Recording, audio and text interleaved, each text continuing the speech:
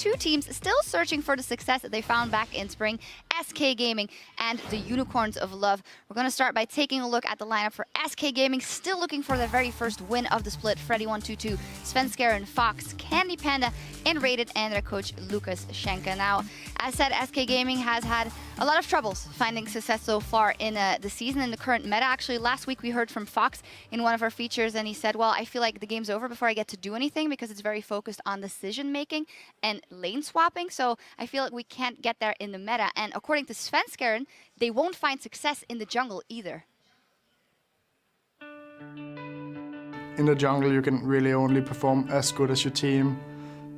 Jungle can't... Okay, sometimes you can, like, carry the game 1v9, but it's not that likely to happen in LCS because it's kind of a team game, and, like, a jungle's position is to, like, extend your lane's lead, but if there's no lead, then there's not much to extend on, so it's kind of hard.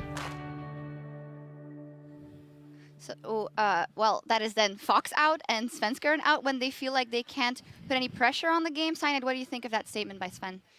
I think it's kind of true in a sense that it's always better to gank the winning lanes and extend the leads. But however, if you're like losing every lane, you might as well try something, you know? Like just gank the losing lanes, even though it might backfire, because if you don't, you're going to lose anyway. Or whatever, just pick Darius or something. At least you're going to have one winning lane, and then you can try to extend that. It really just seems like SK Gaming is lacking a carry. I mean, there's nowhere for Sven to really go and say, I know you can do well in the laning phase, so I'm going to camp for you. Like, let's take Gambit. We see Diamond going to Cabo Shot now very often. We know Forgiven can handle himself as well. So that really seems to be the problem for SK. They're lacking a carry. Freddy's playing tanks up in the top lane, so he's not going to do a whole lot. And as you talked about yourself, mid lane and bot lane. Nobody's really stepping up there. And, of course, as a jungler, it's then nearly impossible. Yeah, and we also see that in terms of drafting, and pick Svenskeren doesn't seem to be very comfortable. He's played, well, 6 different champions rather in 6 games so far. What does that say? Well, I mean, clearly he's trying to find something that works for him.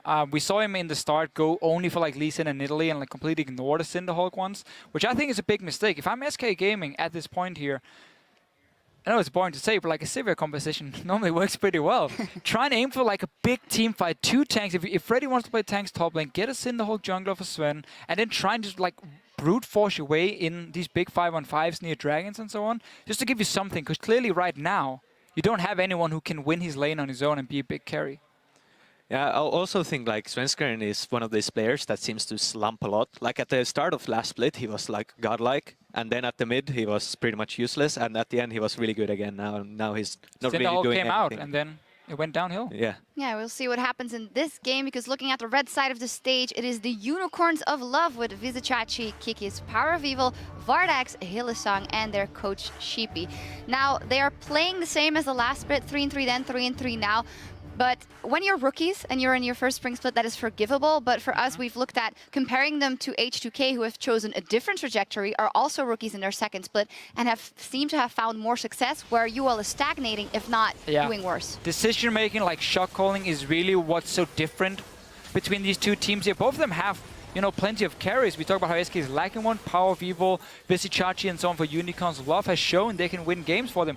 But they seem to just hurt themselves so much. They fight at the wrong times. They don't really understand their own power spikes against Origin last week, against Fnatic. We see right here, against H2K here as well. They get in team fights where they're supposed to be weaker, and they're taking the fight themselves. They're starting it. This is what you talked about last bit, how they like that break, you know, saying, hey, we don't have to fight right now. We can wait 5 minutes for one item. They just run straight into them, and it puts them in such a disadvantage. Yeah, I feel like Unicorns is a great team, except for the fact that they make a lot of mistakes. Well, that is a very good assessment, It's true. I would say. So let's see what happens in this game. Yeah, I guess we're done. Yeah, with the team set for picks and bans, we're going to take a trip over to the caster desk and find out. Thank you so much, guys. I love having Cyanide on that desk. Brad Pitt lookalike indeed. Picks and bans coming up. We touched on LeBlanc right at the top of the show. It was 19 bans coming into the week. W distortion speed was slowed down. 0 picks, 0 bans, but 5 of the target bans towards SK have been LeBlanc. Are you expecting that, considering Fox's playstyle and his prevalence for playing assassins? I mean, I feel like it's easy to ban against SK, because if you drop a LeBlanc right now, you won't be in that much trouble since it's nerfed. But I feel like SK has been losing drafts, losing games a lot based on the draft as well. Even with that ban, you know, so even if you free it up or it doesn't, the result is going to stay the same. SK has a lot of issues they need to fix in-game, and I don't think the draft matters that much because they just get in these awkward positions over and over and over again due to their limited champion pool. So whether it's an extra ban or a ban more, they need to be able to play more champions. That's literally just it. Well, we'll find out if they do play any more champions today, Crepo. SK 0-6 on the split. They're coming up against Unicorns of Love, who are 3-3. But Unicorns of Love went 0-2 last week. Let's catch up on the bans. Kog'Maw, Gragas, Azir, Rek'Sai. No surprises yet. So both tier 1 junglers out immediately, and we see the top tier teams obviously leaving that open very often because there's more threats out there. SK immediately opening with a second ban Gragas. I think that's very weird. I really hope they have a plan for this. Maybe a Kalista first pick, but if you're going to ban one jungler, at least do it on the third ban. So then you can put some more pressure on the Unicorns so they have to match that ban or at least give up a tier 1 jungler. They ban out Ryze themselves, even though Ryze, I think like 80 or 90% of the bans are on the red side, so... Let me tell you exactly. That is the 5th time it's been banned on blue side versus 13 times on red side. Twice today it's been banned on blue. Yeah, very weird. Often teams have a bit of a plan at least. They want to trade it for another priority pick, so are the Unicorns going to ban Kalista here? Put some pressure. No, still the LeBlanc ban, so even though she got nerfed, Echo is open too. Alright, Echo locked in. The question is, who's going to play it? My instinct is it's more of a Fox assassin champion, but Freddy's played AP in the past. I almost feel like this is a Freddy champion right now because he banned both tier 1 junglers. Didn't have too much success on other of them. It doesn't really strike me too much as Fox. Maybe Freddy, but not really. An immediate reply is Alistar Kalista, so I almost feel like Unicorns are happy with this. Can I clarify, you're expecting that in the jungle, potentially, rather? Likely, yeah. Okay, so let's find out how it does shake out. Unicorns of Love will get their hands on Kalista and Alistar. Vardags will be playing Kalista for the 3rd time this split. Not at the greatest of performances, 2-7-2 for the record when he's played it. And we do see Caitlyn was buffed, been picked in. Yeah, Caitlyn being picked up here. Ironically, one of the champions that SK would have played in Spring Split more with Forgiven. The push, poke, heavy style. Getting in there. They used to pair that a lot with the Lulu support. Obviously a flex pick for SK Gaming, but likely to go towards nRated. So that bot lane usually just wants to push in, poke you out, and eventually take down your tower and translate that into a bit of an advantage. But you're prone to getting caught, so you really need to add a jungler into the equation there. Get the knockup from Alistar. Try and punish that lane that way. However, big range disadvantage there. And Caitlyn actually does well into Kalista. So we'll see how well he handles himself. Crepo, we're really going back in time here. We saw SK try it with Mundo. It didn't really work out. We saw them try with Shyvana, it didn't work out. We're now going to see Shen. Shen in the top lane. Runs teleport, runs that ultimate. Again, more around. They're going to play around Kalista. They almost have to. Unless we see a heavy assassin, all-in type of champion in the mid lane. Unicorns say, okay, we got that tier 1 AD carry. We got the good support that works with it. Alistar, fantastic synergy with Kalista. Let's buff it even more. Almost feel like they're putting too many eggs in the Kalista basket. But it all depends on what PowerOfEvil is going to whip out eventually in that mid lane. Especially considering that Kalista basket from Unicorns of Love has not really paid off yet this split. We did see some buffs being given over to Shen on 5-11, which we'll touch on in game, but SK going to round out their team composition, so it will be Svenskeren running that Echo in the jungle, as you highlighted right at the start. Cassiopeia for Fox and Gnar for Freddy, so a lot more sort of meta for the top half of the map, with the surprising Caitlyn thrown in there on 5-11. But yeah, Caitlyn always works. Is just you have to use her to really have a goal in mind. Just picking her and going even is not what you want, even if you keep the Kalista down. And see the hover here, back to Syndra, originally a staple for PowerOfEvil. Let's take a look at the finished composition. So SK Gaming, they finished that composition with Echo in the jungle. They're lacking, I guess, a main tank, because Gnar can get very tanky in his ultimate form. Echo builds somewhat tanky, but kind of wants to jump into the fight second. He doesn't want to go in first. Both tanks on SK Gaming are pretty much secondary engage. They have a lot of range on their carries though. Cassiopeia does have a decent amount of range. And they have the peel from Lulu, so definitely want to see how it plays out if they can get early towers and can use that Caitlyn to siege a lot more. A lot of poke and siege on their towers. And PowerOfEvil again with a passive mid lane with the Orianna yielding the pressure over. So I think a lot of the action will depend on bottom. If Caitlyn and Lulu will get caught if we see the traditional lanes or not, because I mean it all points to that, right? It's buff to Kalista and it's not really a hyper carry, so it's weird, because usually when you see an Orianna and a Shen, you want to protect the hyper carry, right? You want to get the scaling carry that just shreks everybody later in these fights, but Kalista, yeah, she can get rolling, but she's still relatively short-ranged, and she can get punished. And we'll find out whether or not SK have it in them to punish Unicorns of Love and this Kalista. So we do see the coaches walking off stage there. And it's a tough situation actually for both of these teams. Obviously SK not had a great summer split, but for Unicorns of Love, they're being held to the standard for placing second in spring. And they're not really showing up. We're seeing that they're faltering a little bit more. Those team comps will fly up on your screen in a moment. Hit us up on Twitter, hashtag SK win, hashtag UOL win. And let's see whose experimental team comp will come out ahead. First Shen of the year as well. Of the split rather, to go with the first Olaf of the split as well. But for Unicorns, it's all about Kalista. Yeah, and that matchup in the top lane, Gnar can poke out early, but Shen sustains pretty well with his Q on creeps, then just regens up, has that shield. So I imagine not too much action in that lane going on right there.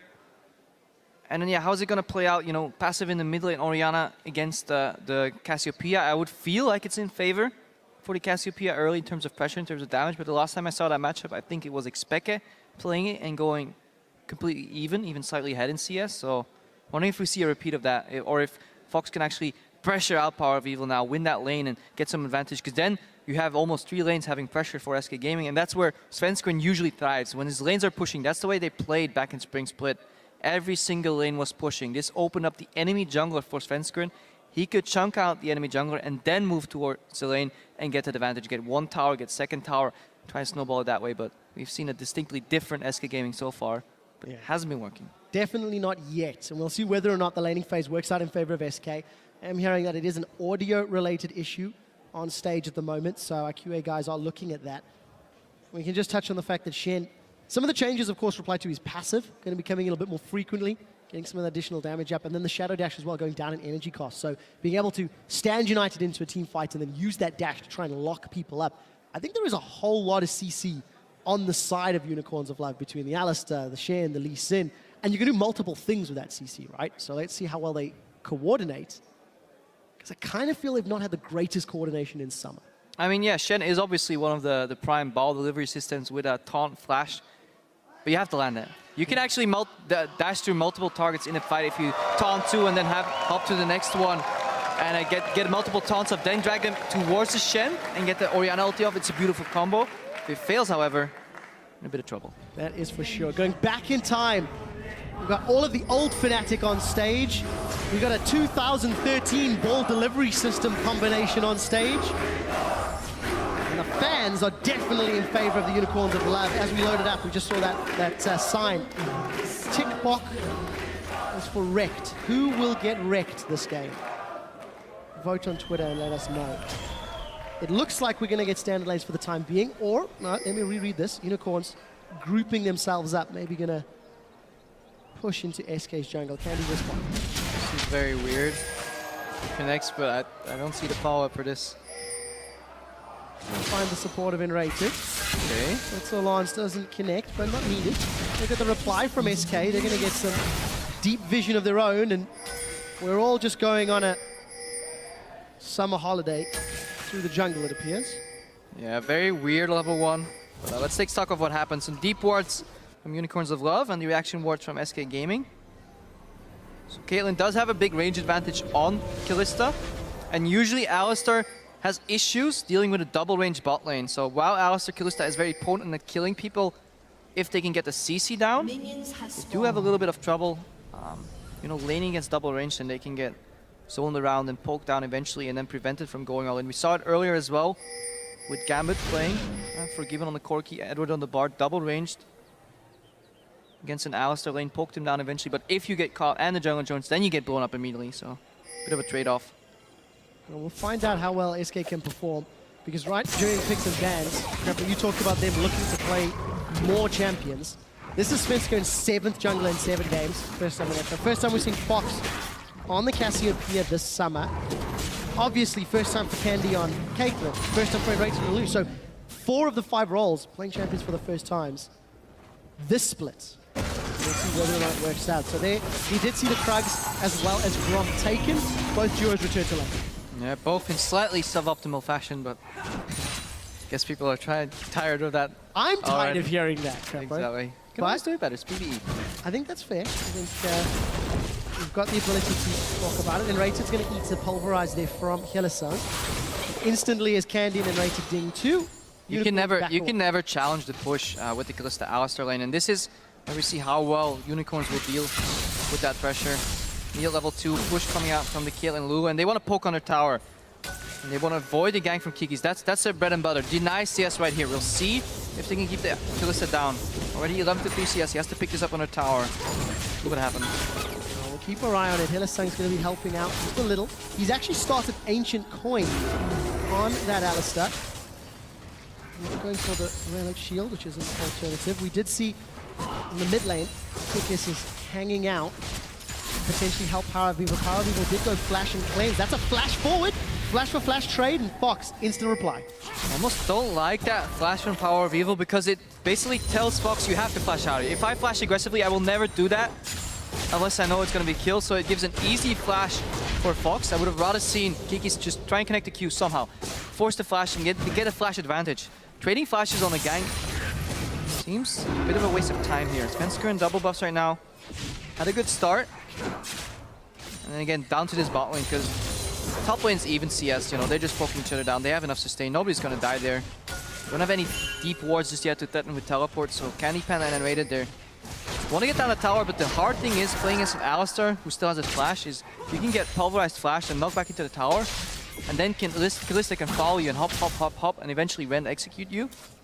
So that's a bit of the difference. This tower's not going down, so they just want to manifest the CS lead here. We did catch a glimpse of this farm lane up top. Even Stevens as far as it goes. Door and shield on both targets. Yeah. Incredibly exciting. Vizicsacsi's going to get closer to that level 6. Got the teleport, got the stand united. Such a long time since we've seen Shen, but we'll see what impact he can have on the lane as we see Svenskeren moving into the jungle of UOL. Yeah, neither junglers, or neither mid laners have flash right now, so you would expect the return gank showing up. And Svenskeren is ready to flash over that wall, throw down parallel conversion, and then phase dive in. He wants Fox to land some DPS with the Ignite. Well, let's find out. Batter, swing! And it connects. PowerOfEvil is stunned up. Timewinder comes back. Fox gets the poison and Sven gets the kill. Fantastic play by Svenskeren. He throws out the parallel conversions. And PowerOfEvil didn't know what hit him. Suddenly he sees that field and he's like, where's that coming from? One dash over Gap Closer part 1 on phase dive. Then it procs your auto attack, makes it ranged, and then it allows you to dash towards your target next time. And I said he was going to flash. He didn't even need to use his flash right there until later on in the game to close out that damage. So good read. And this goes back to what I said earlier. I don't think PowerOfEvil should have flashed aggressively. When you're playing Orianna in this matchup and you get a gank, try and force Fox's flash.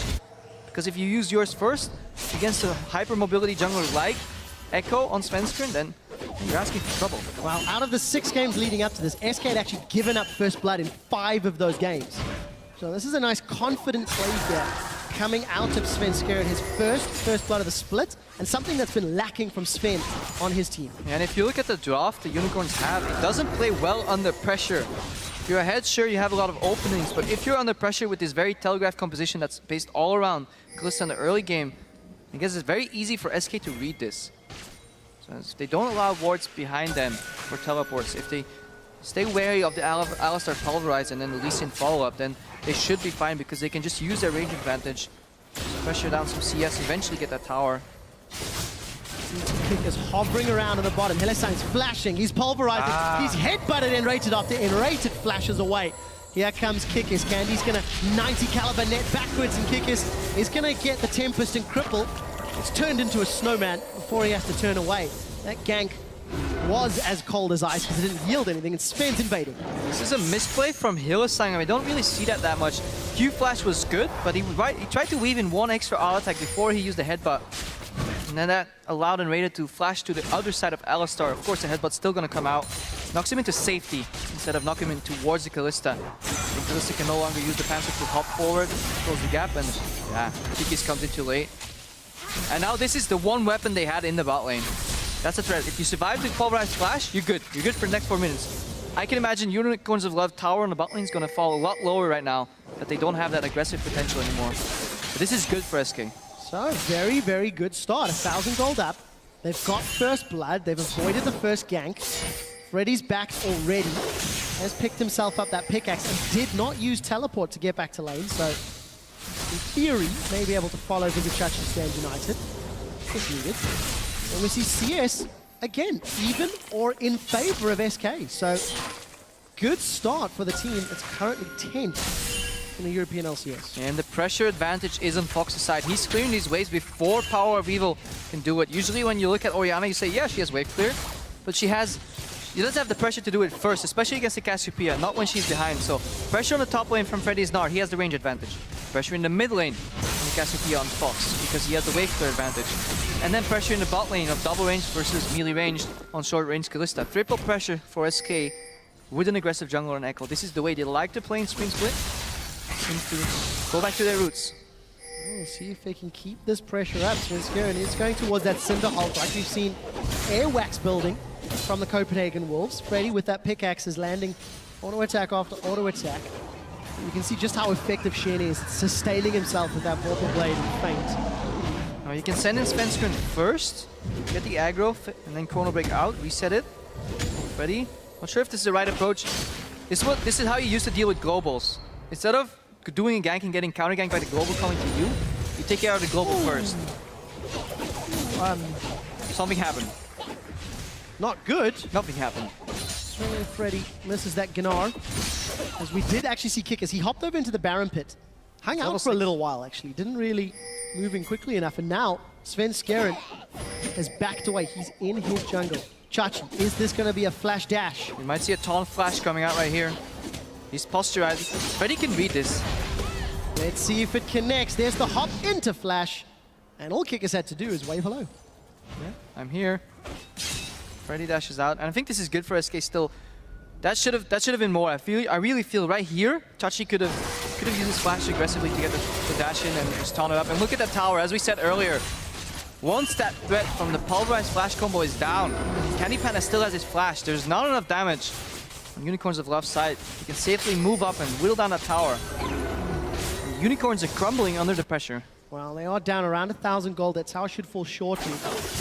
Vardags is 10 CS down thus far. And with them backing away, we'll see whether or not SK decide to prioritize Dragon, considering the amount of control they have in the bottom half of the map. Now, when teams usually do this and they play triple pressure, they want to get the outer towers down first, take control of the jungle, and then move maybe a support and a top laner and dive the mid laner. Because Orianna can always clear 1v1, but if you put more people in the jungle here aggressively and force a dive, kill her first, then take her tower, then you open the map. Let's see if SK can achieve this too. Svenskeren gets caught. Here's a level ahead of Kikis. Yeah, we did see Kikis snuck away that Raptor camp. His team's probably fairly slow in picking up those first dragons.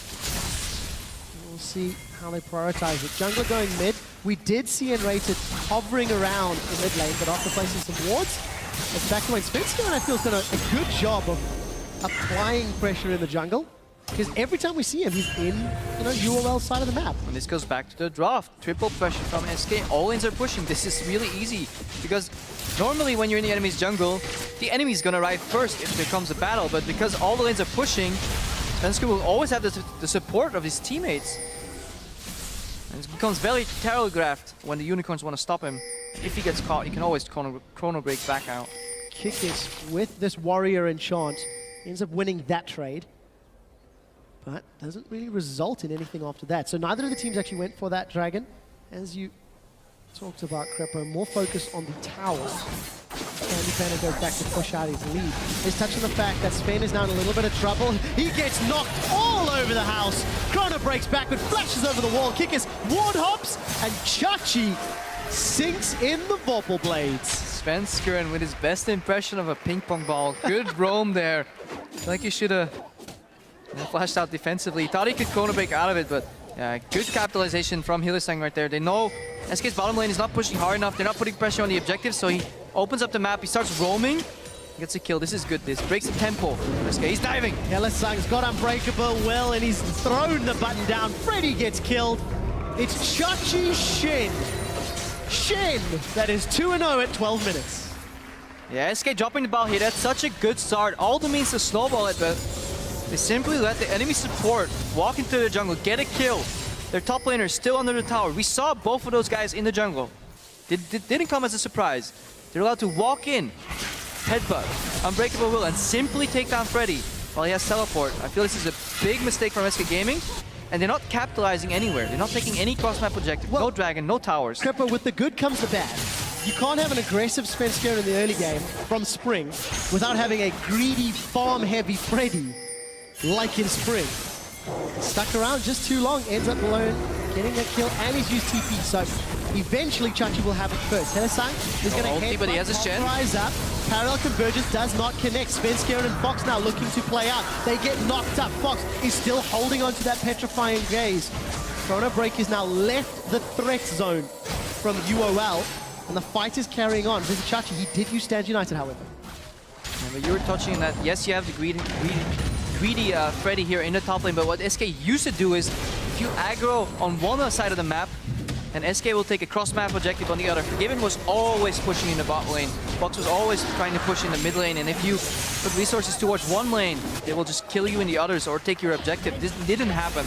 This time, SK does take the top tower, but they traded for a dragon. However, they're still 1,500 gold ahead, so definitely not all bad, just a minor slip-up. I'm glad you mentioned that, because SK still have 2 towers in the advantage. Again, CS numbers still mostly in the advantage. I want to see how effectively Chachi can split them with this slightly buffed Shen on 511. And of course, how PowerOfEvil is going to keep scaling up. Take a look at his item build here. Working towards that Morellonomicon. Got the tier stacking. Heavily committed to the late game. Pretty much the same way the Cassiopeia is. Tier. And Unicorns, a lot of uncontested time on the tower, chunk away about 30% of its hit points. Yeah, but you still see how much wave clear there is on SK's side, and it's very hard for Unicorns to break out of this game. They want a tier 1 tower. They predict Freddy's gonna come here. Chachi, he might go in for this. He does. He lands the Shadow Dash. Kikis is going to find Svenskeren. Kikis, Sonic Wave into Resonating Strike. Parallel Convergence will stun Kikis up and give Sven the shield as Chachi is forced to flash over the wall. Freddy, he goes hyper, he hops, but he gets taunted once more, and the boot back from Kikis saves Unicorn's lives. Yeah, and Echo excels in these slow 2v2 skirmishes because he will always have the chance to pop his ultimate. He won't get locked down and burst it immediately. So much utility. He forces out the Unicorn. Beautiful kick flash though from Kikis. He kicks first, flashes to the other side. Kick comes out, immediately disengaged right before Freddy goes into Mega Gnar. And again, the pressure. SK always pushing forwards, always hitting that tower. So much wave clear. Great from PowerOfEvil. Wave into Dissonance. PowerOfEvil saves But it's not enough. tower. Let's see if SK stick around. And this is the power of this triple push composition because it forces the Unicorns to use their engaged tools as wave clear. And it becomes very hard because now everything is predictable, right? They can only do one thing. They can send Alistar in with Shen ulti perhaps when he comes up, and that's it. Or Alistar flash pulverize. That's the only thing they have to play around right now. Just dodge that zone control on the Alistar. There's no Ori ulti anymore. Lee Sin flashes down. He might have kick soon, but ward your flanks, push in, get a tower, get another tower, ward in between the lanes in the jungle, and keep doing that. Rinse and repeat over and over and over. We did see Unicorns of Love securing that blue buff for PowerOfEvil. I'd like to highlight, of the 10 buffs that have been picked up this game, 7 of them have been secured by SK, 3 of them by the Unicorns of Love. Sven is doing a phenomenal job of invading and dictating who controls the jungle camps. Now it has to snowball somewhere though. You need to get a lead because eventually tier 1 towers are easy, but you need to start snowballing and taking control of the enemy jungle and deny resources.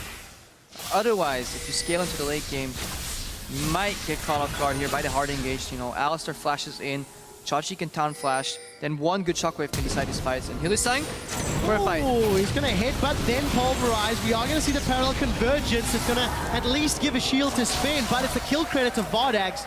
They did catch nRated out, and SK unable to respond quickly enough. Yeah, and the lack of vision control, finding SK in the butt here.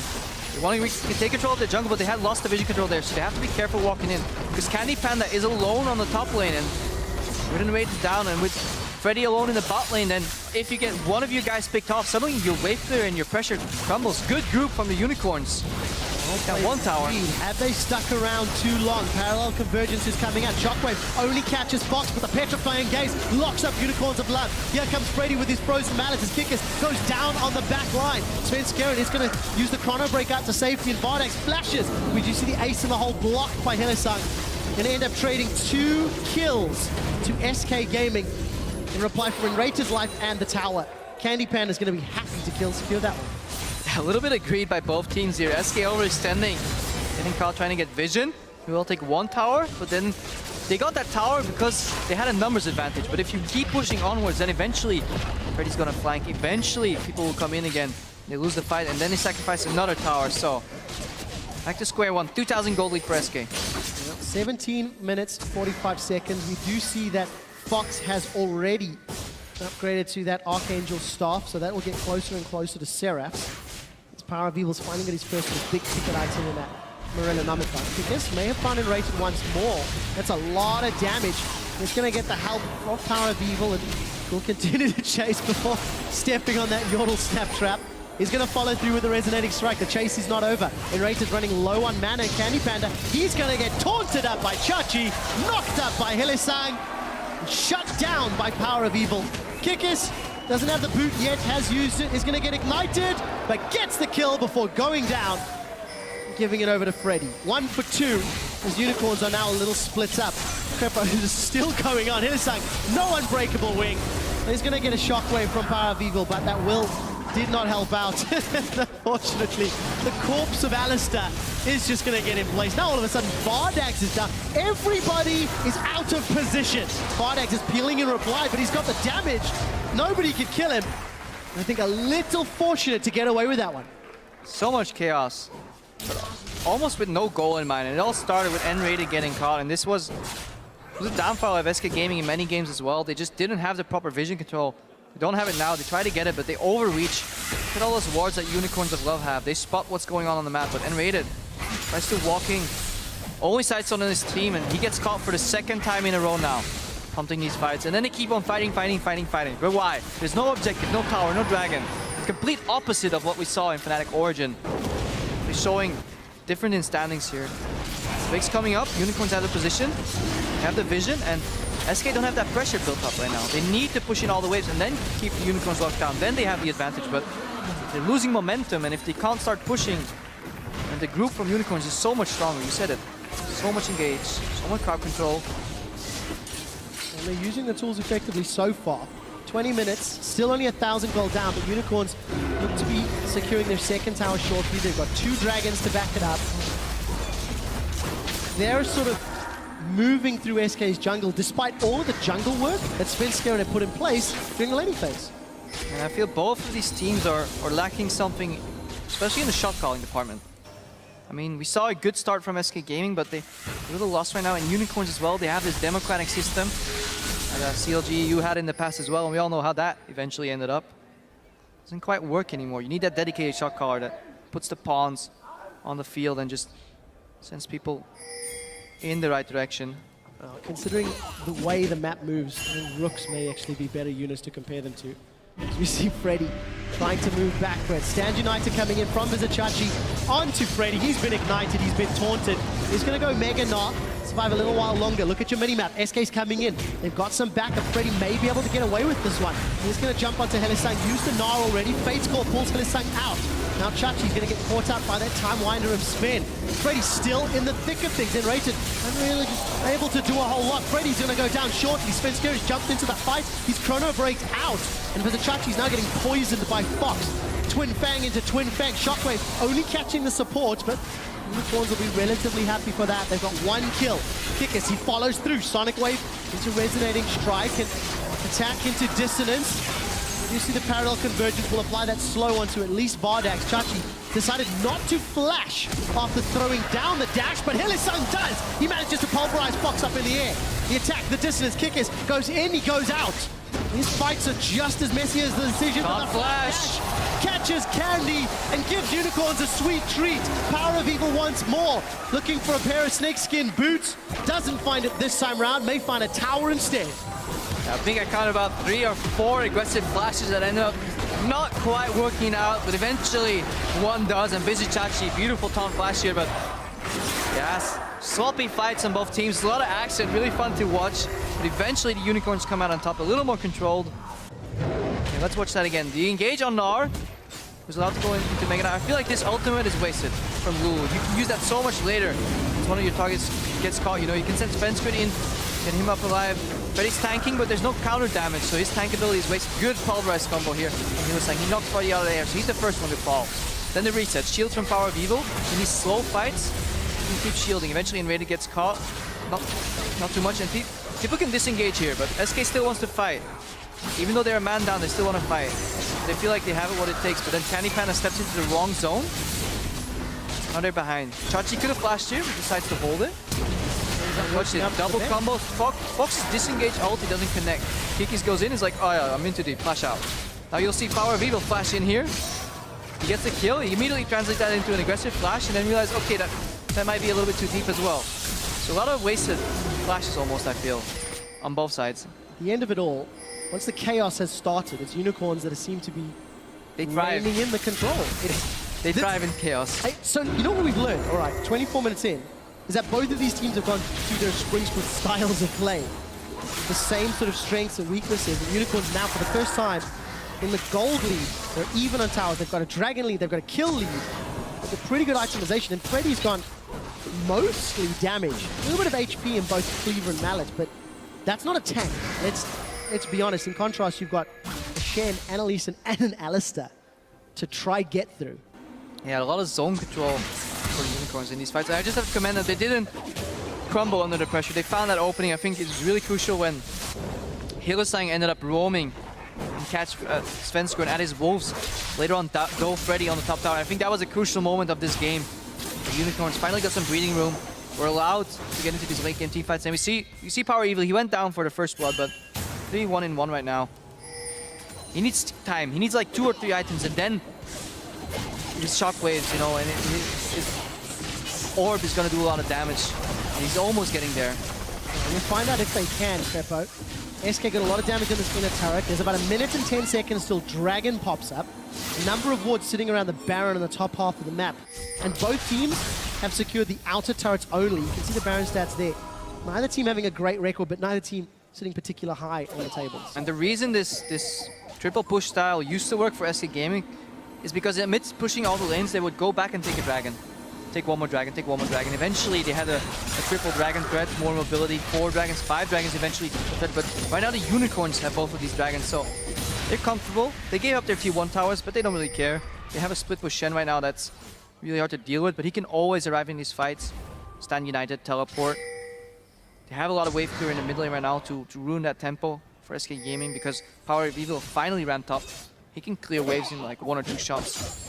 Definitely comfortable position for the Unicorns. We'll see if they can translate the comfort into a more decisive lead. Vizicsacsi has picked up at Spirit Visage to back up his Sunfire Cape. Almost death cap here for PowerOfEvil. Vardags, BT into Hurricane. Slightly different build from what we saw from Reckless in the previous game, but needs to fulfill a slightly different role. And you can see Hylissang with Flash and Distortion Boots. He's looking for a target. Yeah, but by no means is SK out of this game. They have the hyper late game carry in the Caitlyn. They can buff her with the Pixie. Dragon threat from Unicorns might be the one thing stopping SK from doing that. They're going for Baron here. Freddy seems to be winning this trade with that Black Weaver, with the Mallet. Vardags is going to come in to help. Oh, the taunt does not connect though. Vardags is also going to get gnawed backwards. Here's Freddy. Will get himself a kill. We will check on the Baron in a moment. Ren slow comes down. Freddy throws the house, but it doesn't connect. We see Vardags going to hop, skip, and jump, eat the crunch. One more. What's going on at Baron? Baron's going to put a lot of damage onto Sven. He has gone tanky, but he's not tanky enough.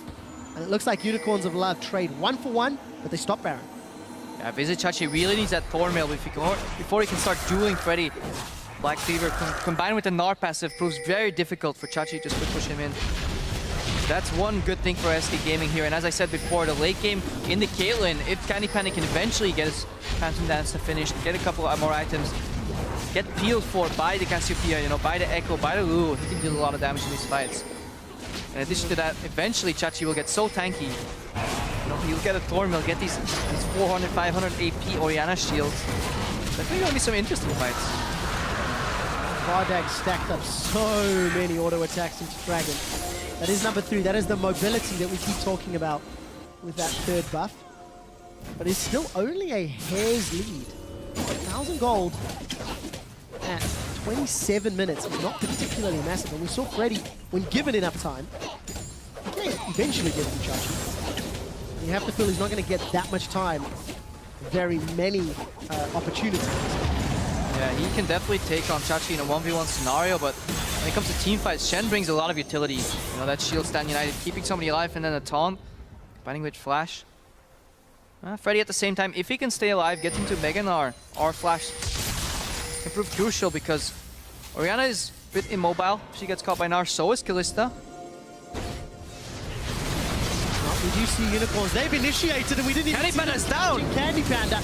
Fox gets kicked backwards by Kikis. Fox is going to stay alive as he poisons Vardags down. Won't be enough as PowerOfEvil will secure another kill. 1 for 2 and the tower.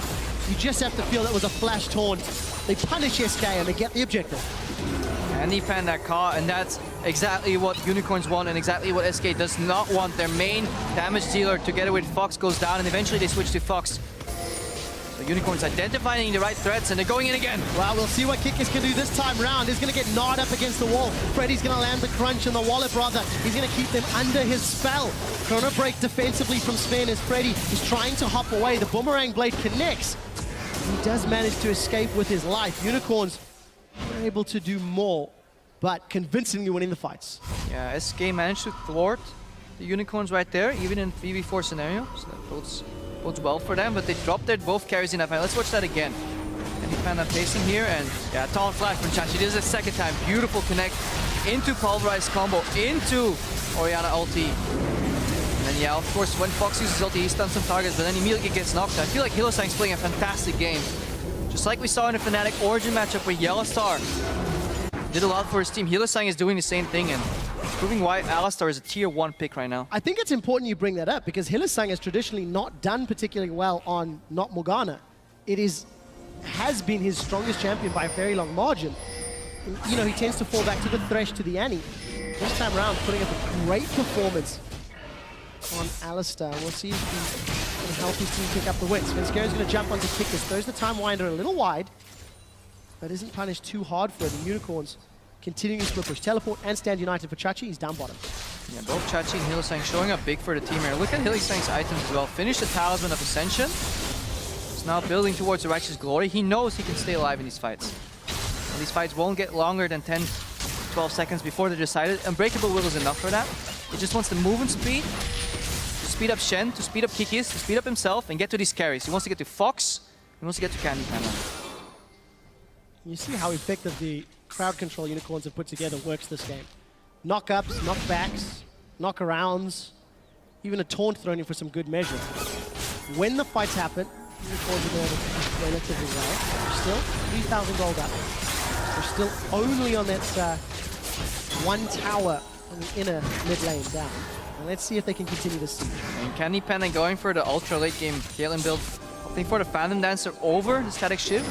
It's the best damage build in the late game. However, it slows down your last Whisper. When you're behind against one of these mega tanks like Shen, it's very difficult to get through that armor. Especially the longer you take, the more value you get out of those repetitive shields from Orianna too. So SK will have to wait. Well, take a look at the gold lead over time. As you mentioned, Unicorns arrested control around 23 minutes. It's just shy of 10 minutes ago, and they are slowly pulling ahead, but it keeps dancing. It's only a 2,000 gold scale. That's not a lot. This almost seems traditional for the Unicorns in summer so far. It really is. Keep an eye on that bottom half of your map, guys. Unicorns seem to be starting with ground. They've got the Rend threat from Kalista, and Mega Gnar's not available for Freddy. They know Freddy beats Chachi in a 1v1, so they want to start the fight, force the Baron, just like Fnatic did in their last game, because they have the Rend execute to finish it off. Because the fight. Away instead, Kikis is looking to kick Sven. He's not going to get it just yet. Trying to break backwards. Sven's going to get some damage down as Hylissang knocks him in the air. Parallel convergence is not really going to trigger. So we did see tower secured by Freddy. He's not joined the fight. He doesn't have teleport yet. But SK stopped the Baron and secure a tower. Gnar stayed in the bottom lane here. Hunting a repeat Baron by the Unicorns. Parallel convergence, it is going to connect. Sven's not going to follow it through. Teleport is now up for Freddy, but he doesn't have Mega Knock. CandyPanda is a little bit caught out. Hylissang is trying to run interference. It's a battle on two fronts. Fox slithers himself away on the left flank, while Freddy is going to get this tower. Questionable move from the Unicorns. Why did they not finish the Baron? It was on 4,000 HP.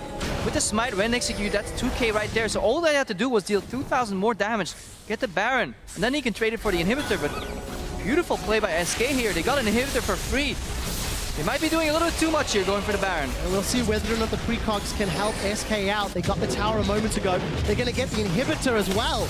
And Chachi Freddy teleport. uncontested. He has the teleport from Chachi. I don't think he connected with the taunt, but Wild Growth is going to knock them up. But there's a massive fight as CandyPanda gets taken out. Hylissang is continuing to get the shields and the saves and the life. But it's Svenskeren that's trying to run amok. He manages to find Vardags. He manages to take down PowerOfEvil with the help of Freddy. And while Chachi's trying to get away, super minions are pouring down the bottom lane.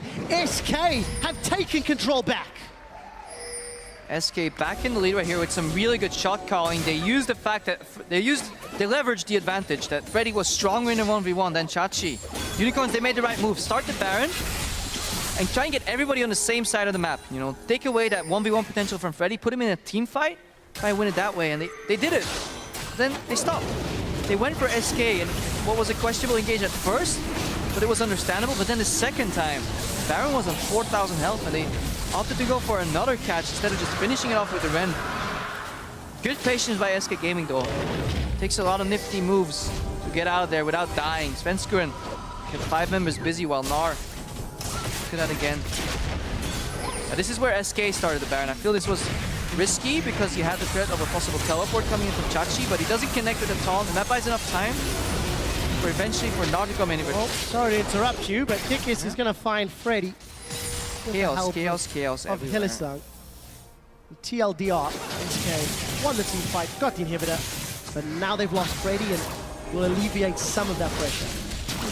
Alright, third time is the charm. We have Stand United. Look at those Ren stacks, 6, 7, 8, 9. With the smite, won't be enough. Parallel convergence has been popped. Sven does not get the stun. Goes in the time winder for Poke. There's 22 stacks of Ren built up. PowerOfEvil's going to command protect. Hylissang zone. Late. And Baron's finish it off. going to get secured here, and as a miracle happens, Svenskeren jumps in. He chrono breaks backwards, and the parallel convergence will not really stun anybody. These will be 4-man stun. trying to get away. Not going to be enough. Yeah, and this time the Unicorns have learned from their mistakes. You saw how easy it was. They could have done this earlier. Hylissang on the Alistar has enough offensive zone to just keep people busy. You know, one pulverize combo is all it takes. You know, delay it 2-3 seconds.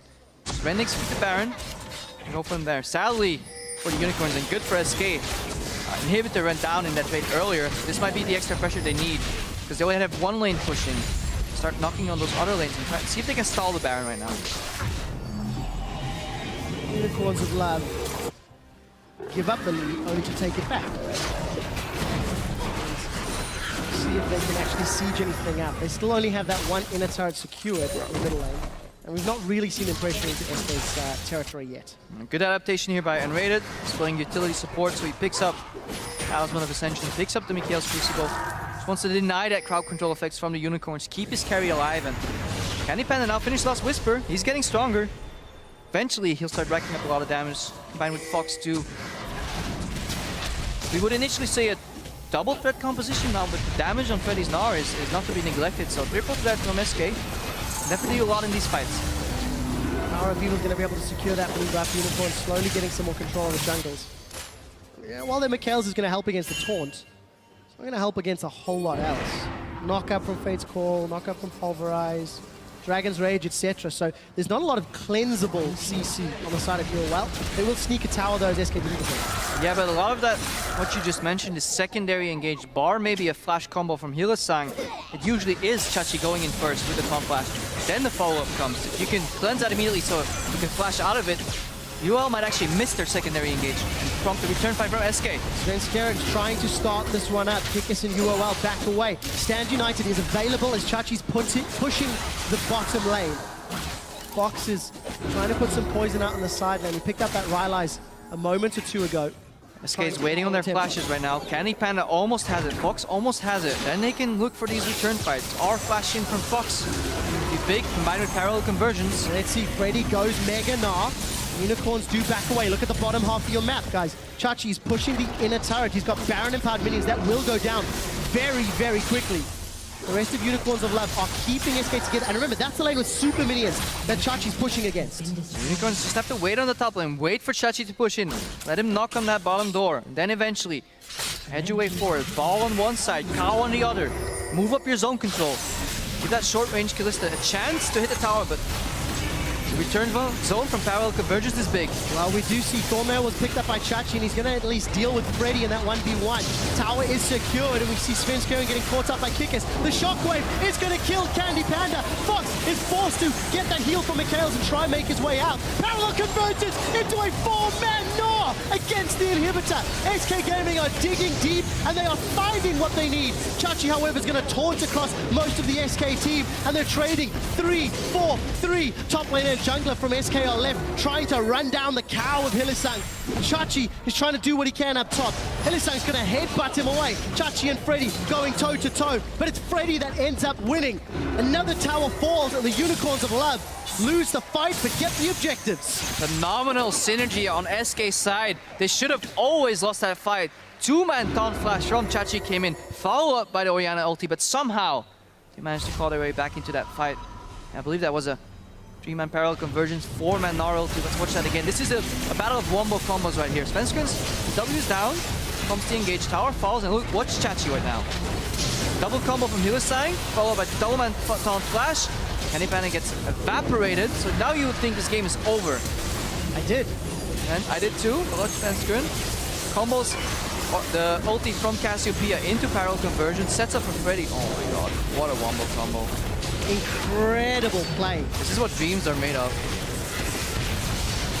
Freddy and Svenskeren delivering when their backs against the wall. But the inhibitor stood, and that's important. SK Gaming hold on to their lanes, but there's exposed inhibs on both sides of the map. A fantastic hold by SK Gaming. Not stressing enough. They saved the inhibitor somehow. Good stun by Fox, because we didn't see it amidst all that, but that's what started the fight, because his ulti connected on Vardags. People huddled around Vardags trying to peel for him. Then Convergence connected, then the Gnar ult eventually. Good chain CC. A few mistakes here and there throughout this game. Now Kikis may be the next victim. Parallel Convergence does not stun. Unicorns trying to surround SK Gaming. Both teams want to avoid bunching up. Don't want to get chain CC, don't want to get multiple people caught. Svenskeren gets kicked. Kicks Sven. Sven's going to dash to the dragon. He's going to aggro it. Does have flash available if he needs to. Parallel Convergence is used. That's going to give the slow. Unicorns actually seem to be committing to this dragon. It would be number 4 at 40 minutes, but SK want to fight. But they can drag it out. Secure the steal! SK! Svenskeren gets the steal. He chrono breaks out. Shockwave is only going to pull Freddy backwards, but that's not too bad. That Gnar bar is starting to charge up. Time Winder's going to slow UOL. Wild Growth was used onto Freddy. Hylissang gets lobbed in. He's down. Gnar not going to get a stun, but it's not needed. PowerOfEvil drops. Fox has got 2. Freddy continues to chase. That Mega Gnar connects with the house, and nRated looking for the slow. If he turns Vardags into a munchkin, it might be another kill for SK. They got the dragon. They got the Glitterlance. Now there's a stand united. Chachi and Vardags, what can they do? Chachi's in a little bit of trouble. Poison is burning away. Ace in the hole, plus the poison will get the kill, and that's a delayed triple for Fox's Cassiopeia. What a fantastic fight by SK Gaming. First, we saw PowerOfEvil zoning the left side of the dragon. We hit it with the Orianna ball. Thought that was safe, but then beautiful steal from Svenskeren. Dashes over and uses ulti to get back out. This problem's a panic engage from Unicorns. They wanted to make up for what they lost, and they went too far. Got their hands stuck in the cookie jar, and beautiful punish by SK Gaming. Good patience and fantastic, and they're looking. They want to finish. Pick up their first victory. They teleported in. Crepo Fox is burning through Vardags, but Hylissang wants none of it. Fox is down. The Nexus is exposed. SK are racing for it. You can see CandyPanda auto attack after auto attack. The taunt doesn't connect, and SK break their losing streak.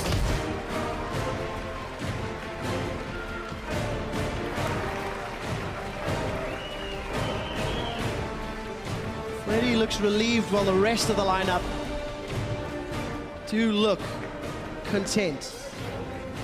This is the first time I've seen SK come in with a good idea of what they're doing, a solid draft to support it, and then some good shot calling in the mid game. Yes, the Unicorns gave them the opportunities.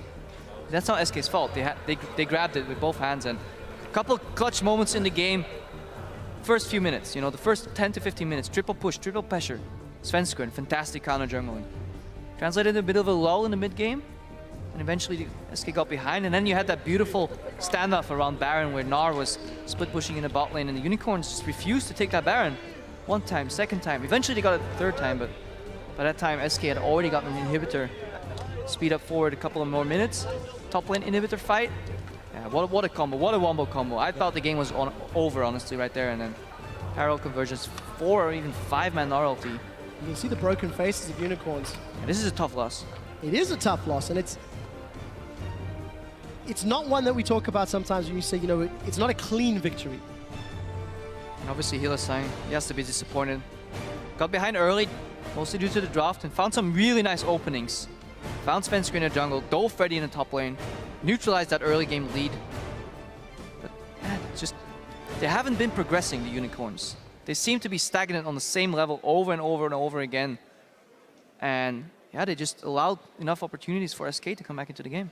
Both of these teams with players getting caught out more than I think they would have liked at several stages throughout the match, but so important for SK Gaming. They are now 1-6. That is their first win in summer.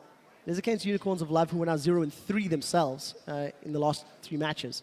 3-4 overall, but both teams have a lot to work on if they want to challenge the likes of HDK, the likes of Fnatic, the likes of Origin later on in the split. I mean, you say it right there. I have a lot to work on because we saw a lot of fights. We saw a lot of messy fights, you know, not all flashes connected, not all flashes led to a kill. As a couch, that's my name. But yeah, this was chaos, and it wasn't controlled chaos like we saw with Fnatic against Origin. You know, they fought, everything they did was calculated, 1 or 2 steps ahead. They always had a goal in mind, you know, map control, deep vision, or a dragon. But here it was just, okay, guys, I'm caught. Can you help me? Yeah, sure, we're coming. Okay, we're coming too. We're fighting apparently. Who's winning? I don't know. Just keep fighting. Eventually, we'll see who's winning. Okay, we're winning. Oh, taunt flash. Okay, we're losing. Oh, parallel conversions. Messy. And then it relies more on like individual play and outplays, and I feel it's okay, but a better macro team will just punish you for that. And we're seeing that. This messy style's not picking up as many wins as it did in the spring split. One thing that did work out quite exciting was the team fights this game. We've actually got a replay of one of those last team fights that we do want to have a slightly closer look at if we can pull that up onto your screens. And Crepo, I know you were talking a lot about the interactions between these two respective teams. Talk me through this particular play. And let's see where this is at the game. And eventually Svenskeren, yeah, he gets caught here. So this is the dragon fight that actually decided the game. Good adaptation. Dash 1, dash 2. Flash out eventually, because he's going to dodge the flash from Chachi. Burns the cooldown with his flash. Now look at the Orianna ball. It's going to move upwards in your screen to the top left. So they want to zone out SK from entering the pit, but they forget about the boy who shattered time. Svenskeren goes in dash 1, dash 2 plus smite. Rend execute gets missed, and this is crucial. This tilts Unicorns almost, because Hylissang, he wants to go up for a panic engage.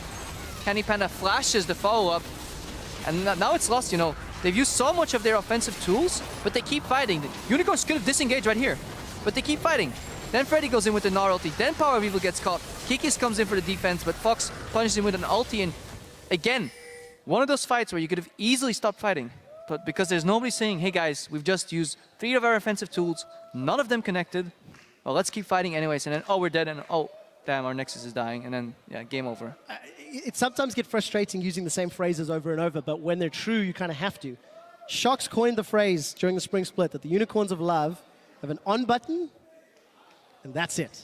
Yeah, no pause. They never find pause, they never find stop, and this game was a good example of that. They kept fighting, they kept, you know, pushing, they kept trying to put themselves in positions. Sometimes it works, most of the time it does not, and that means Unicorns actually give SK the first victory of the summer. Take a slightly closer look at that. We're gonna head over to Shox at the analyst desk.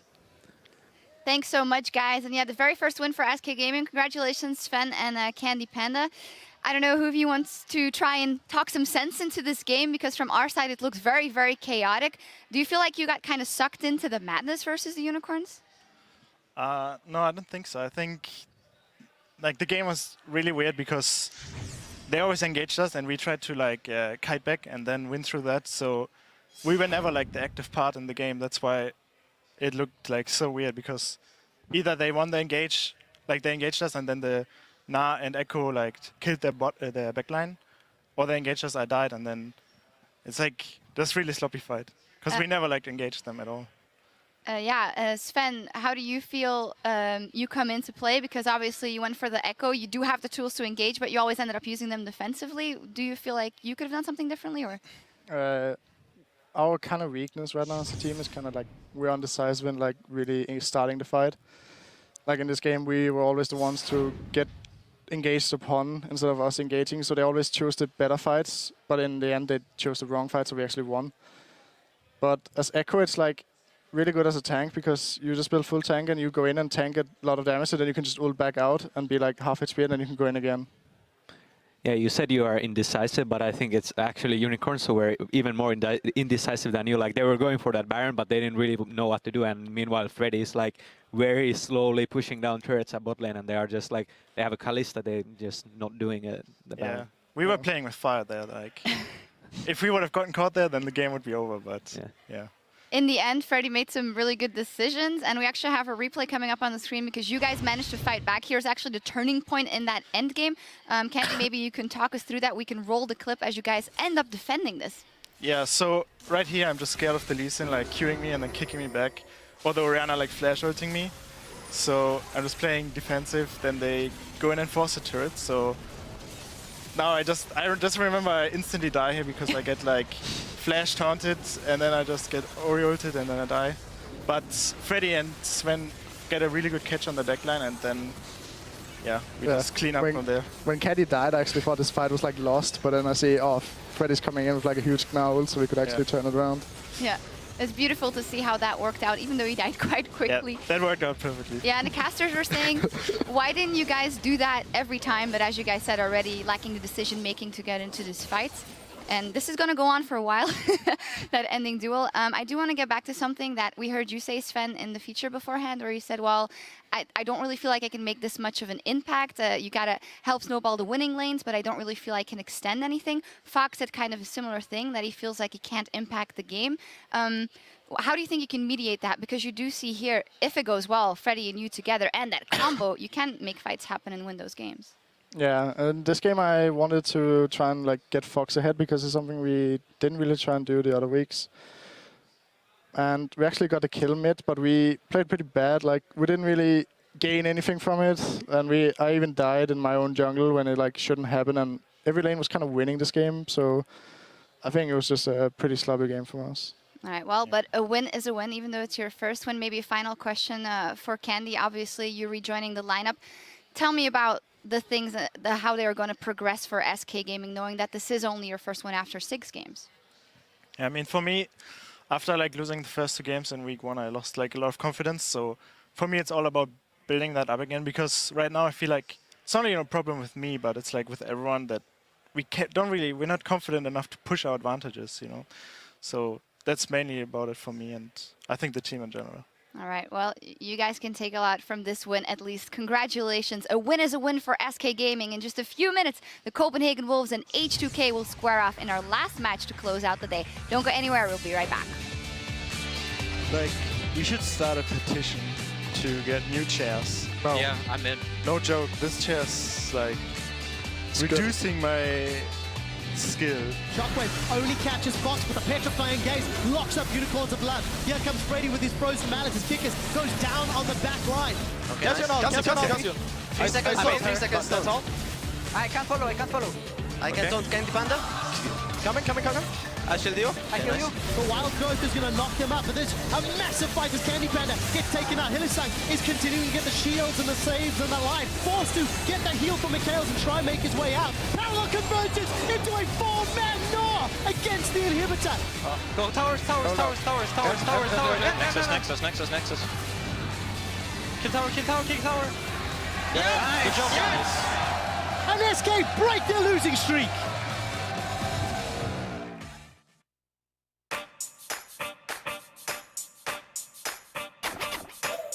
They used to pair that a lot with the Lulu support. Obviously a flex pick for SK Gaming, but likely to go towards nRated. So that bot lane usually just wants to push in, poke you out, and eventually take down your tower and translate that into a bit of an advantage. But you're prone to getting caught, so you really need to add a jungler into the equation there. Get the knockup from Alistar. try and punish that lane that way. However, big range disadvantage there. And Caitlyn actually does well into Hylissang. So we'll see how well he handles himself. Crepper, we're really going back in time here. We saw SK try it with Mundo. It didn't really work out. We saw them try with Shyvana, it didn't work out. We're now going to see Shen. Shen in the top lane. Runs teleport, runs that ultimate. Again, more around. They're going to play around Kalista. They almost have to. Unless we see a heavy assassin, all-in type of champion in the mid lane. Unicorn say, okay, we got that tier 1 AD carry. We got the good support that works with it. Alistar, fantastic synergy with Kalista. Let's buff it even more. Almost feel like they're putting too many eggs in the Kalista basket. But it all depends on what PowerOfEvil is going to whip out eventually in that mid lane. Especially considering that Kalista basket from Unicorns of Love has not really paid off yet this split. We did see some buffs being given over to Shen on 5-11, which we'll touch on in game, but SK going to round out their team composition, so it will be Svenskeren running that Echo in the jungle, as you highlighted right at the start. Cassiopeia for Fox and Gnar for Freddy, so a lot more sort of meta for the top half of the map, with the surprising Caitlyn thrown in there on 5-11. But yeah, Caitlyn always works is just, you have to use her to really have a goal in mind. Just picking her and going even is not what you want, even if you keep the Kalista down. And see the hover here, back to Syndra, originally a staple for PowerOfEvil. Let's take a look at the finished composition. So SK Gaming, they finished that composition with Echo in the jungle. They're lacking, I guess, a main tank, because Gnar can get very tanky in his ultimate form. Echo builds somewhat tanky, but kind of wants to jump into the fight second. He doesn't want to go in first. Both tanks on SK Gaming are pretty much secondary engage. They have a lot of range on their carries though. Cassiopeia does have a decent amount of range. And they have the peel from Lulu, so definitely want to see how it plays out if they can get early towers and can use that Caitlyn to siege a lot more. A lot of poke and siege on their towers. And PowerOfEvil again with a passive mid lane with the Orianna yielding the pressure over. So I think a lot of the action will depend on bottom. If Caitlyn Lulu will get caught if you see the traditional lanes or not, because I mean it all points to that, right? It's buff to Kalista and it's not really a hyper carry, so it's weird because usually when you see an Orianna and a Shen, you want to protect the hyper carry, right? You want to get the scaling carry that just shreks everybody later in these fights. But Kalista, yeah, she can get rolling, but she's still relatively short ranged and she can get punished. And we'll find out whether or not SK have it in them to punish Unicorns of Love and this Kalista. We do see the coaches walking off stage there. And it's a tough situation actually for both of these teams. Obviously SK not had a great summer split, but for Unicorns of Love, they're being held to the standard for placing second in spring. And they're not really showing up. We're seeing that they're faltering a little bit more. Those team comps will fly up on your screen in a moment. Hit us up on Twitter, hashtag SK win, hashtag UOL win. And let's see whose experimental team comp will come out ahead. First Shen of the year as well. Of the split rather, to go with the first Olaf of the split as well. But for Unicorns, it's all about Kalista. Yeah, and that matchup in the top lane, Gnar can poke out early, but Shen sustains pretty well with his Q on creeps, then just regens up, has that shield. So I imagine not too much action in that lane going on right there. And then yeah, how's it gonna play out? You know, passive in the mid lane, Orianna against the Cassiopeia. I would feel like it's in favor for the Cassiopeia early in terms of pressure, in terms of damage, but the last time I saw that matchup, I think it was Xpeke playing it and going completely even slightly ahead in CS. So wondering if we see a repeat of that, or if Fox can actually pressure out PowerOfEvil now, win that lane and get some advantage, because then you have almost 3 lanes having pressure for SK Gaming, and that's where Svenskeren usually thrives. When his lanes are pushing, that's the way they played back in Spring Split. Every single lane was pushing. This opened up the enemy jungler for Svenskeren. He could chunk out the enemy jungler and then move towards the lane and get the advantage. Get 1 tower, get 2nd tower, try and snowball it that way. But we've seen a distinctly different SK Gaming so far. But it hasn't been working. Definitely not yet. And we'll see whether or not the laning phase works out in favor of SK. I'm hearing that it is an audio-related issue on stage at the moment. So our QA guys are looking at that. We can just touch on the fact that Shen, some of the changes, of course, reply to his passive, going to be coming in a little bit more frequently. Works pretty well. Try and aim for like a big team fight, 2 tanks. If Freddy wants to play tanks top lane, get us in the whole jungler for Sven, and then try and just like brute force your way in these big 5-on-5s near dragons and so on, just to give you something, because clearly right now, you don't have anyone who can win his lane on his own and be a big carry. Yeah, I also think like Svenskeren is one of these players that seems to slump a lot. Like at the start of last split, he was like godlike, And then at the mid, he was pretty much useless. And at the end, he was really good again. Now he's not Then really the whole doing came anything. out, and then it went downhill. Yeah. Yeah, we'll see what happens in this game, because looking at the red side of the stage, it is the Unicorns of Love with Vizicsacsi, Kikis, PowerOfEvil, Vardags, Hylissang, and their coach Sheepy. Now, they are playing the same as the last split, 3-3 then, 3-3 now.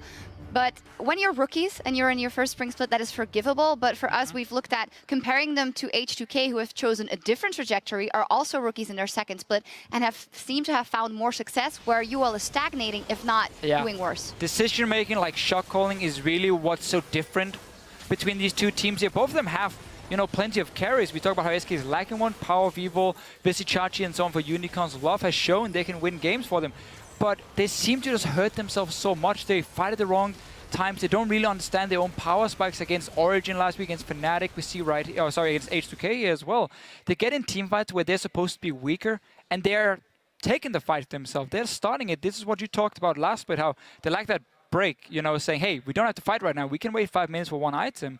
They just run straight into them, and it puts them in such a disadvantage. Yeah, I feel like Unicorns is a great team, except for the fact that they make a lot of mistakes. Well, that is a very good assessment, It's true. I would say. So let's see what happens in this game. Yeah, I guess we're done. Yeah, with the team set for picks and bans, we're going to take a trip over to the caster desk and find out. Thank you so much, guys. I love having Cyanide on that desk. Brad Pitt lookalike indeed. Picks and bans coming up. We touched on LeBlanc right at the top of the show. It was 19 bans coming into the week. W distortion speed was slowed down. 0 picks, 0 bans, but 5 of the target bans towards SK have been LeBlanc. Are you expecting that, considering Fox's playstyle and his prevalence for playing assassins? I mean, I feel like it's easy to ban against SK because if you drop the Two teams still searching for the success that they found back in spring, SK Gaming and the Unicorns of Love. We're going to start by taking a look at the lineup for SK Gaming, still looking for their very first win of the split. Freddy122, Svenskeren, Fox, CandyPanda, nRated, and their coach Lucas Schenke. Now, as said, SK Gaming has had a lot of troubles finding success so far in the season, in the current meta. Actually, last week we heard from Fox in one of our features, and he said, well, I feel like the game's over before I get to do anything, because it's very focused on decision making and lane swapping. So I feel like we can't get there in the meta. And according to Svenskeren, they won't find success in the jungle either. In the jungle, you can really only perform as good as your team. Jungle can't... Okay, sometimes you can, like, carry the game 1v9, but it's not that likely to happen in LCS because it's kind of a team game, and, like, a jungle's position is to, like, extend your lane's lead. But if there's no lead, then there's not much to extend on, so it's kind of hard.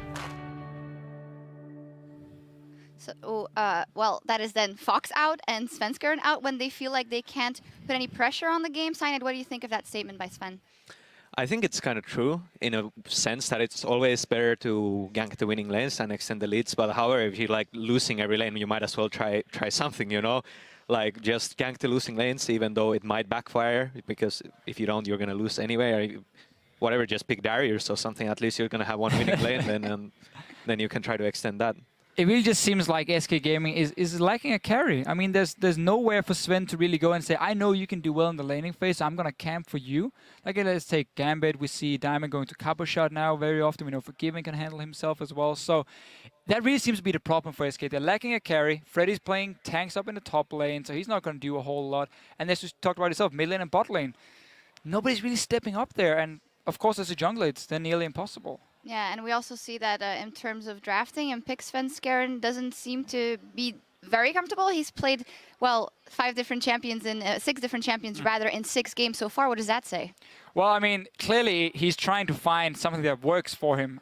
We saw him in the start go only for like Lee Sin and Italy and like completely ignore the Cinderhulk ones, which I think is a big mistake. If I'm SK Gaming at this point here, I know it's boring to say, but like a severe composition normally... LeBlanc right now, you won't be in that much trouble since it's nerfed, but I feel like SK has been losing drafts, losing games a lot based on the draft as well, even with that ban, you know. So even if you free it up or it doesn't, the result is going to stay the same. SK has a lot of issues they need to fix in-game, and I don't think the draft matters that much because they just get in these awkward positions over and over and over again due to their limited champion pool. So whether it's an extra ban or a ban more, they need to be able to play more champions. That's literally just it. Well, we'll find out if they do play any more champions today, Crepo. SK 0-6 on the split. They're coming up against Unicorns of Love, who are 3-3, but Unicorns of Love went 0-2 last week. Let's catch up on the bans. Kog'Maw, Gragas, Azir, Rek'Sai. No surprises yet. So both tier 1 junglers out immediately, and we see the top tier teams obviously leaving that open very often because there's more threats out there. SK immediately opening with a second ban Gragas. I think that's very weird. I really hope they have a plan for this. Maybe a Kalista first pick, but if you're gonna ban one jungler, at least do it on the third ban. So then you can put some more pressure on the Unicorns so they have to match that ban or at least give up a tier 1 jungler. They ban out Ryze themselves, even though Ryze, I think like 80 or 90% of the bans are on the red side, so... Let me tell you exactly. That is the 5th time it's been banned on blue side versus 13 times on red side. Twice today it's been banned on blue. Yeah, very weird. Often teams have a bit of a plan at least. They want to trade it for another priority pick, so are the Unicorns going to ban Kalista here? Put some pressure. No, still the LeBlanc ban, so even though she got nerfed, Echo is open too. Alright, Echo locked in. The question is, who's going to play it? My instinct is it's more of a Fox assassin champion, but Freddy's played AP in the past. I almost feel like this is a Freddy champion right now because he banned both tier 1 junglers. Didn't have too much success on other of them. It doesn't really strike me too much as Fox.